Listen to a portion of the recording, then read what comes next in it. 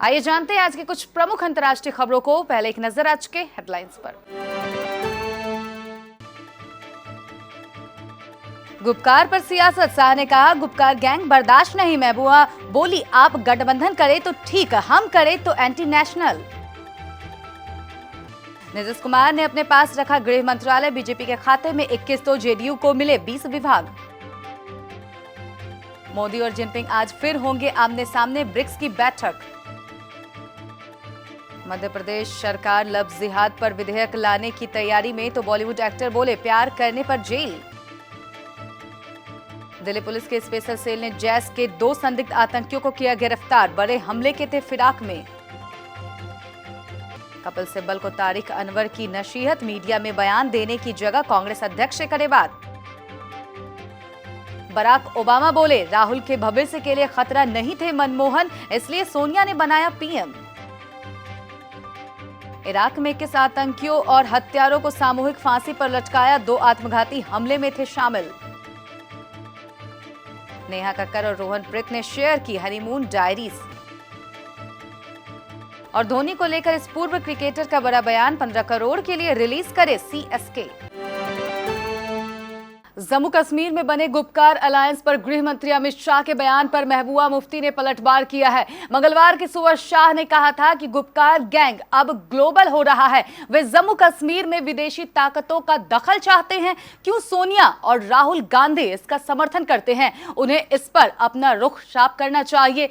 भारत के लोग देश के खिलाफ किसी ग्लोबल गठबंधन को बर्दाश्त नहीं करेंगे। इस पर जम्मू कश्मीर के पूर्व मुख्यमंत्री महबूबा मुफ्ती ने पलटवार किया है। मुफ्ती ने ट्वीट किया, पुरानी आदतें मुश्किल से खत्म नहीं होती है। पहले बीजेपी हमें टुकड़े टुकड़े गैंग कहती थी, उनका नैरेटिव था कि टुकड़े टुकड़े गैंग से भारत की संप्रभुता को खतरा है, और अब वे गुपकार गैंग का इस्तेमाल करके हमें एंटी नेशनल्स के तौर पर दिखाना चाहते हैं, जबकि वह खुद संविधान को तार तार करके लाखों लोगों को मौत के घाट उतार चुके हैं। बिहार के मुख्यमंत्री नीतीश कुमार ने शपथ ग्रहण के बाद मंत्रियों के बीच विभागों का बंटवारा भी कर दिया है। पहली कैबिनेट बैठक के बाद कल शपथ लेने वाले सभी मंत्रियों को उनके मंत्रालयों की जिम्मेदारी सौंप दी गई है। सीएम नीतीश कुमार ने पहले की तरह ही गृह अपने पास रखा है। वहीं सुशील मोदी के पास पिछली सरकार में जितने भी मंत्रालय थे, उनकी जिम्मेदारी बिहार के नए उप मुख्यमंत्री तारकिशोर प्रसाद को सौंप दी गई है। विभाग बंटवारे को देखकर यह साफ अंदाजा लगाया जा सकता है कि बीजेपी और जेडीयू के बीच भी विभागों का बंटवारा संपन्न हो गया है।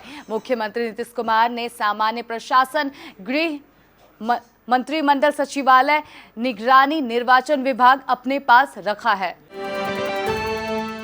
रूस के राष्ट्रपति व्लादिमीर पुतिन की अध्यक्षता में हो रही ब्रिक्स सम्मेलन में आज चीन के राष्ट्रपति शी जिनपिंग और भारत के प्रधानमंत्री नरेंद्र मोदी आमने सामने होंगे। एक रिपोर्ट के मुताबिक दोनों नेता ब्रिक्स सहयोग बढ़ाने और वैश्विक मुद्दों पर चर्चा करेंगे। इनमें कोरोना महामारी को रोकने के प्रयास भी शामिल है। बीते 1 महीने में ये दूसरी बार है जब मोदी और जिनपिंग वीडियो कॉल पर आमने सामने होंगे। सम्मेलन से पहले रूस की ओर से कहा गया है कि इसमें द्विपक्षीय मुद्दों पर चर्चा नहीं की जाएगी।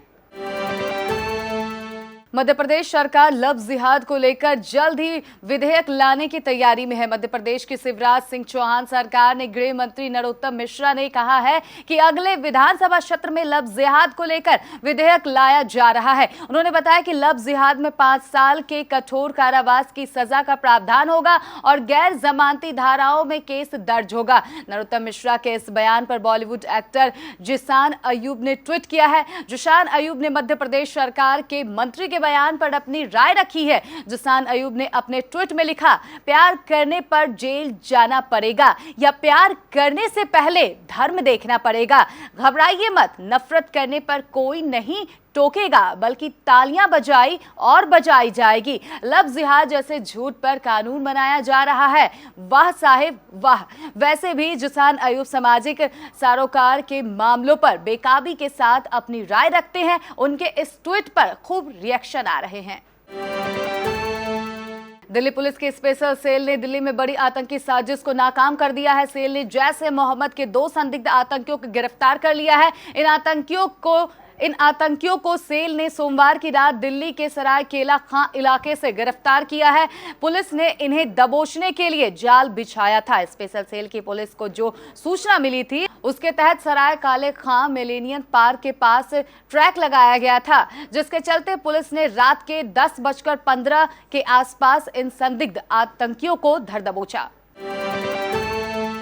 कांग्रेस का अंदरूनी मामला एक बार फिर सामने आया है। पार्टी के वरिष्ठ नेता और मशहूर वकील ने एक बार फिर नेतृत्व पर सवाल उठाते हुए कहा कि पार्टी ने बीते 6 वर्षों में कोई आत्मचिंतन नहीं किया है। सिब्बल के इस बयान का जहां देश के पूर्व वित्त मंत्री पी चिदंबरम के बेटे कार्ति चिदंबरम ने भी समर्थन किया है, वहीं राजस्थान के मुख्यमंत्री अशोक गहलोत ने इसे कार्यकर्ताओं की भावनाओं को ठेस पहुंचाने वाला बताया है। अशोक गहलोत ने कहा कि सिब्बल को मीडिया में कांग्रेस के अंतरिम मुद्दों का उल्लेख नहीं करना चाहिए, इससे पार्टी कार्यकर्ताओं की भावनाओं को चोट पहुंचती है। अमेरिका के पूर्व राष्ट्रपति बराक ओबामा की किताब द प्रॉमिस्ड लैंड में कांग्रेस के पूर्व अध्यक्ष राहुल गांधी के साथ साथ उनकी मां और पार्टी के मौजूदा अध्यक्ष सोनिया गांधी के लिए सहज स्थिति पैदा कर दी गई है। दरअसल ओबामा ने अपने किताब में लिखा है कि सोनिया गांधी ने मनमोहन सिंह को इसलिए प्रधानमंत्री बनाया था क्योंकि उन्हें मनमोहन सिंह से कोई खतरा महसूस नहीं होता था। पूर्व अमेरिकी राष्ट्रपति ने कहा है कि सोनिया ने मनमोहन को पीएम बनाने के लिए काफी सोच विचार किया। ओबामा ने अपनी किताब में लिखा है कि अनेक राजनीतिक पर्यवेक्षकों का मानना है कि सोनिया गांधी ने प्रधानमंत्री के रूप में मनमोहन सिंह को इसलिए चुना क्योंकि बिना किसी राष्ट्रीय राजनीति आधार वाले मनमोहन उनके बेटे राहुल गांधी के लिए कोई खतरा नहीं होगा। सोनिया का मानना था कि राहुल आगे चलकर कांग्रेस पार्टी की कमान संभालने वाले थे, ऐसे में उन्हें पार्टी के किसी बड़ी शख्सियत से खतरा नहीं होना चाहिए था। इराक में 21 आतंकियों और हत्यारों को सोमवार को सामूहिक तौर पर फांसी पर लटका दिया गया। इराक के आंतरिक मंत्रालय ने एक बयान जारी कर यह जानकारी दी है। दक्षिणी इराक के शहर नासिरिया की जेल में इन लोगों को फांसी दी गई। इनमें इराक के उत्तरी शहर तल अफर में हुए 2 आत्मघाती हमले में संलिप्त लोग शामिल हैं। इस हमले में दर्जनों लोग मारे गए थे। बयान में फांसी पर लटकाए गए लोगों की पहचान उजागर नहीं की गई है और न ही यह बताया गया है कि उन्हें किन अपराधों के लिए दोषी ठहराया गया है। नेहा कक्कड़ और रोहनप्रीत सिंह ने अपने इंस्टाग्राम अकाउंट पर हनीमून डायरी शेयर की है। नेहा कक्कड़ ने अपने इंस्टाग्राम पर हनीमून के दौरान के रोमांटिक पलों को साझा किया है। इन फोटो में नवविवाहित जोड़ा नेहा कक्कड़ और रोहनप्रीत सिंह भरपूर मस्ती करते नजर आ रहे हैं और दुबई के हसीन नज़ारे भी उन्होंने अपनी इन फोटोज में कैद किए हैं। इस तरह इन फोटो पर फैमिली और फैंस जमकर कमेंट भी कर रहे हैं। नेहा कक्कड़ और रोहनप्रीत सिंह की इन फोटो पर फैमिलीज मेंबर्स ने भी कमेंट किए हैं। नेहा कक्कड़ की बहन सोनू कक्कड़ ने क्यूट लिखा है तो टोनी कक्कड़ ने अपने कमेंट में लिखा है ओए होए कितने सुंदर हैं। इस तरह नेहा कक्कड़ और उनके पति रोहनप्रीत सिंह की फोटो फैंस को जमकर पसंद आ रही है। पूर्व भारतीय क्रिकेटर और कमेंटेटर आकाश चोपड़ा का मानना है कि अगर 2021 में आईपीएल के लिए बड़ी नीलामी होती है तो चेन्नई सुपर किंग्स को अपने कप्तान महेंद्र सिंह धोनी को रिलीज कर देना चाहिए। चोपड़ा को लगता है कि 3 बार की चैंपियन चेन्नई अगर धोनी को रिटर्न करती है तो टीम को धोनी के लिए 15 करोड़ रुपए अदा करने होंगे। चोपड़ा ने अपने फेसबुक पेज पर एक वीडियोस में कहा, मुझे लगता है कि अगर बड़ी नीलामी होती है तो चेन्नई को धोनी को रिलीज कर देना चाहिए। मैं ये नहीं कह रहा हूँ कि आप धोनी को टीम में ना रखें। अगर आईपीएल खेलेंगे और अगर आप उन्हें रिटर्न करते हैं तो आपको 15 करोड़ रुपए अदा करने होंगे।